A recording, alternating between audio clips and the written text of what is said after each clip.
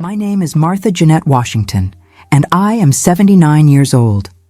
I am sitting in my kitchen here on the south side of Chicago, in the state of Illinois, watching the sunlight hit the slats of the plastic blinds. The silence in this house is so heavy that I can almost hear the sound of my own bones creaking when I try to move. It hurts. Everything hurts now. But the physical pain is nothing compared to the weight of realizing, too late, that I spent every single second of these 79 years living the life of someone I do not know. I spent my entire life being a good girl.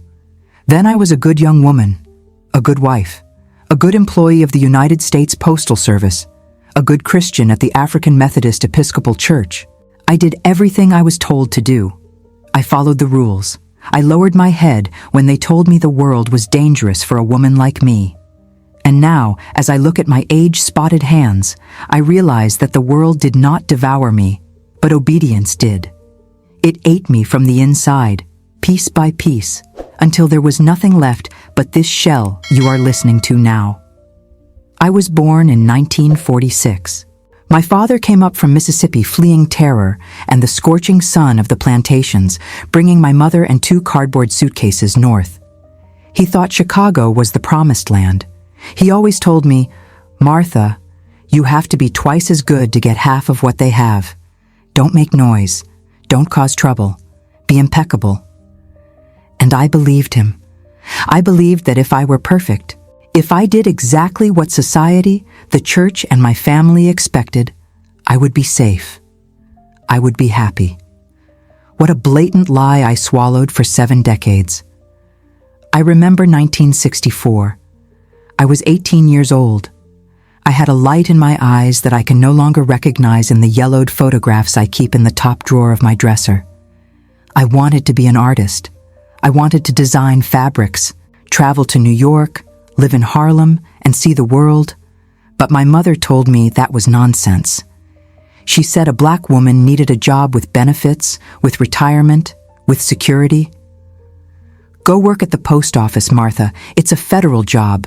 No one can take that away from you." And I went. I remember the smell of stamp ink and paper dust. I spent 35 years of my life inside those gray buildings. 35 years stamping other people's lives while mine stood still at the counter. I woke up at 5:30 every morning, every single day, whether it was raining or there were 12 inches of snow outside. I put on that neatly pressed blue uniform, not a single crease out of place. I was the model employee. I was never late. I never complained. I did what I was told. There was a man in the 1960s named Julian. He was not the kind of man my father approved of. He played the saxophone in small clubs and had grease-stained hands during the day because he worked fixing cars. Julian wanted me to run away with him to California. He said the air was different there, that we could be whoever we wanted in Oakland. I remember one night in August of 1966 when he stood under the streetlight on my block, begging me to get into his car. My heart screamed for me to go. But my mother's voice in the kitchen, talking about respect, about what the neighbors would think, about how Julian did not have a solid future, was louder. I closed the window. I cried myself to sleep. But the next morning, at exactly 8 o'clock, I was at my post in the sorting center, smiling at the white supervisor who barely knew my name. I did what was expected. I chose safety. And safety is a prison with golden bars that you build yourself. I ended up marrying Arthur in 1969. Arthur was a good man, I suppose. He was a deacon at the church and worked in the steel industry. He was what everyone called a good match. We bought this house here on the south side with great difficulty, saving every single dollar. We had the most well-kept yard in the neighborhood. Every Sunday, without fail, we went to morning service. I wore my best hats, white gloves, and kept my back straight on the hard wooden pew. Arthur and I lived together for 42 years, but if you asked me now what we talked about, I wouldn't be able to tell you. We talked about bills, about fixing the roof, about dinner. We followed a script that we did not write. I cooked what he liked. I kept the house quiet when he came home tired from the night shift. I never told him I hated the smell of tobacco from his pipe. I never told him I felt suffocated by that routine of church on Sundays and laundry on Tuesdays. I did what I was told. I was the wife Chicago expected me to be. Now Arthur is gone. He died of a massive heart attack in 2011, sitting right there in that leather armchair I still haven't had the courage to throw away. His funeral was beautiful. Many people from the community came. They hugged me and said, "Martha, you were an exemplary companion. You took such good care of him." And I smiled, thanked them, and shook everyone's hands, feeling a void so large I thought I would disappear inside my black dress. They were praising my ability to erase my own existence for 40 years. After he died, the house became far too quiet. And it was in that silence that the truth started knocking on my door. I realized I had no hobbies. I had no desires. I didn't even know what my favorite food was because I always ate whatever was easiest for others. I looked at the walls of this house and saw 30 years of paid mortgages, but not a single memory of a genuine laugh that made my stomach hurt. My ritual every morning now is drinking a cup of chamomile tea at 10:15. I sit here and look out at the street. I see young girls walking by with their natural hair, speaking loudly, laughing, wearing colorful clothes. Sometimes I feel a stab of envy that borders on sin.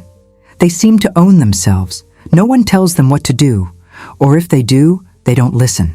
I wish I had had that courage. I wish I had had the selfishness to be myself. 6 months ago, the doctor gave me news that wasn't exactly a surprise.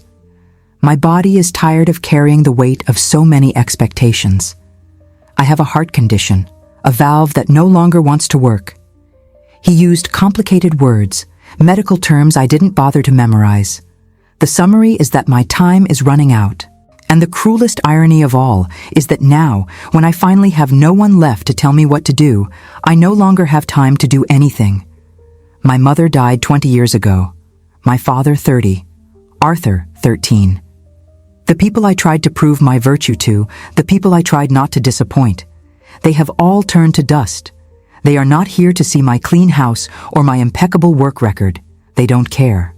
And here I am, alone, with a collection of regrets that shine brighter than the silver I polished every Saturday. I think about Julian sometimes. I wonder if he still plays the saxophone. I wonder if he married a woman who had the courage to get into that car in 1966. Maybe he doesn't even remember me anymore. I am just the shadow of a girl who said no to life because she was afraid to disobey. I traded my soul for a secure pension and the respect of people who forgot my name 10 minutes after I left the room. Do you know what the worst part is? No one forced me at gunpoint. It wasn't a whip. It was something much more subtle. It was the fear of being that woman. The fear of being the daughter who failed.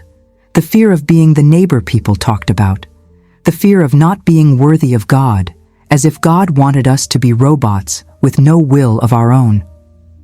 I ruined myself trying to be the pride of a community that was too busy surviving to really notice my sacrifice. I remember once, in 1978, when there was a strike at the post office, I wanted to participate. I felt it was the right thing to do. But Arthur said it was dangerous for a black woman to get involved with unions, that I could lose my federal job, and I didn't go. I walked past the picket lines with my head down, feeling shame burn my neck. I did what I was told, once again, and what did I gain from it? A cheap gold watch when I retired, and back pain that won't let me sleep. If I could go back, if I could have just 5 minutes with that 18-year-old Martha, I wouldn't tell her to be rich or famous. I would just hold her hands and say, disobey, disappoint people, let them talk, let them think you've gone crazy. But for the love of everything sacred, live something that is yours. Obedience is a poison that tastes like honey at first. It makes you feel safe, makes you feel like a good person. But in the end, it leaves you in an empty kitchen at 79 years old, realizing you were just a supporting character in your own story. I didn't have a life. I had a series of obligations successfully fulfilled. I see photos of my nieces on Facebook, which a neighbor taught me how to use. They travel, they change careers at 40, they end marriages that don't make them happy. Sometimes the elders at church criticize them, say this generation has no commitment. But I look at them and feel a pride I can't explain. They are being what I never allowed myself to be. Human. Flawed, perhaps, but owners of their own mistakes. My mistakes weren't even mine. They were the mistakes others planned for me. My house is full of expensive objects. I have china that was never used. I have 500 thread count sheets saved for guests who never came. Everything is impeccable. And none of it is worth anything at all. I would trade every cent in my bank account, every compliment I ever received in the congregation, for a single afternoon in 1966, if I had had the courage to open that door and get into that car with Julian. Regret is a guest who never leaves. It sits with me at dinner. It lies down with me at night. It reminds me of every time I suffocated one of my own desires to please someone who today doesn't even know where I live. I assumed there would always be more time. I thought that after doing everything I was told, there would come a moment when someone would say, "All right, Martha, now it's your turn. You can live." But that moment never comes. No one gives you permission to be yourself. Either you take that permission, or you die without it.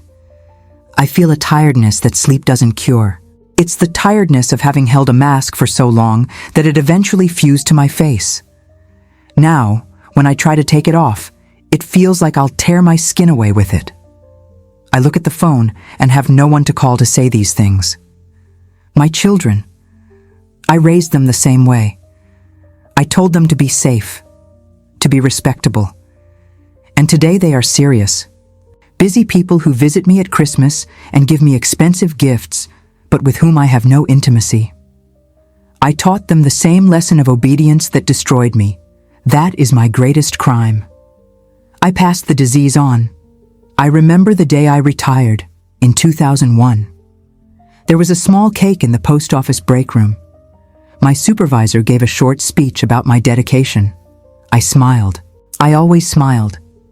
I came home in my used car, parked in the garage, and sat at the steering wheel for 2 hours, crying without making a sound. That day, I realized I had given the best years of my energy to sorting letters from people who loved each other, from people who fought, from people who lived, and I was just the channel through which other people's lives passed. Many times at church, the pastor talked about sacrifice, about how noble it is to sacrifice yourself for others. I wish I could stand up now and tell him that sacrifice without desire is just self-mutilation. There is no nobility in erasing yourself until you disappear. God gave us one life, one single chance to experience this world, and I treated mine as if it were a burden I had to carry elegantly to the grave. Sometimes, when the sun sets and the light turns orange over the brick houses of Chicago, I close my eyes and imagine I am in Oakland. I imagine the smell of the ocean and the sound of Julian's saxophone in the background. I imagine I am wearing a short red dress and that I don't care what Sister Thompson will say in the choir on Sunday. I imagine that I am free. It is a dangerous game to play at 79 years old because the awakening is always painful. I don't want anyone to feel sorry for me. I had food on the table. I had a roof over my head. I lived the Black American middle-class life my parents dreamed of. I am the success of their dream, but I am the failure of my own spirit. I was a tool for other people's dreams. I see the wrinkles on my neck, and they look like chains. Each one represents a time I said yes when I wanted to say no. A time I stayed when I wanted to run. A time I silenced my voice so as not to disturb the peace of those who oppressed me with expectations. The worst oppression is not the one that comes from outside with signs and shouts. It's the one that comes from within, with the voice of those we love telling us what is best for us. No one knows what is best for you except your own chest. It took me 7 decades to understand that, and now that understanding is like a light bulb on in an empty room. It illuminates what I lost, but it cannot bring anything back. My youth was given to the post office. My maturity was given to Arthur and the church. and my old age is being given to regret.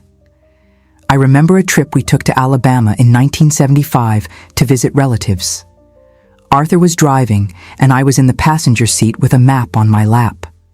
We passed through towns where we could still feel the weight of people's stares. I shrank. I tried to be invisible. I thought being invisible meant being safe. Today I realize I spent my entire life being invisible, even inside my own home.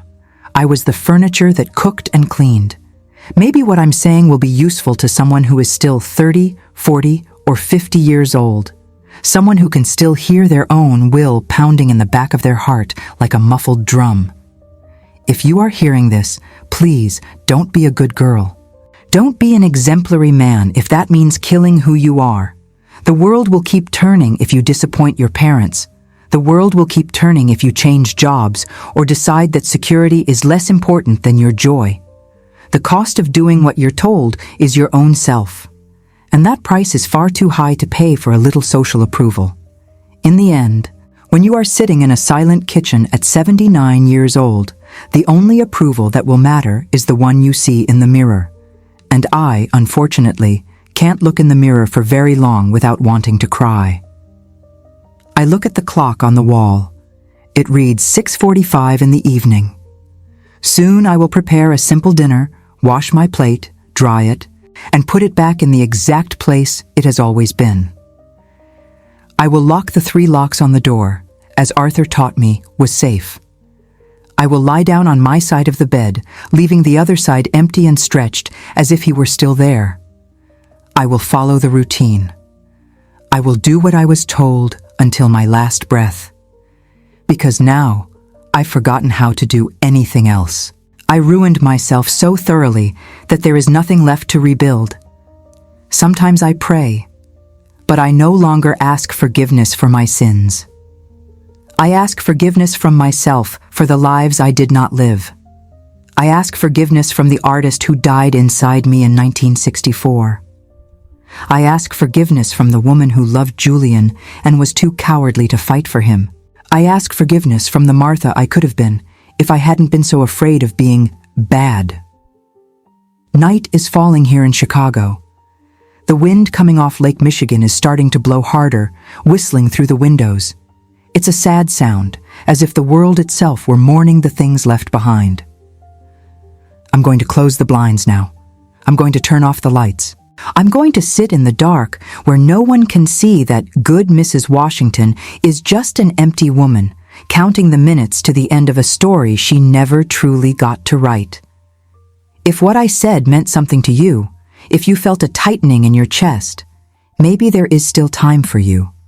I don't have motivational advice. I don't have beautiful life lessons. I only have the raw truth of someone who threw away the greatest treasure she had, the freedom to make her own mistakes.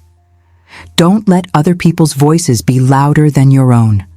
Don't let the fear of disappointing others guide your steps, because the people you work so hard to please will leave, and you will remain, and you need to like the company that remains. I don't like mine. I am a stranger to myself, a very obedient stranger, but a stranger nonetheless. The coffee is cold, the house is silent, and I am tired, so tired of being perfect. If you want to share what stayed with you after hearing me, I would appreciate it. I spend a lot of time reading what people write. It's the only way I have now to feel that I still belong somewhere, that my voice, even old and tired, can still pass through the walls of this kitchen and reach someone. Good night. And please, don't just do what you're told. Would it be too much to ask you to tell me if anything in my story made you think about your own life? I would like to know that I'm not just talking to the walls.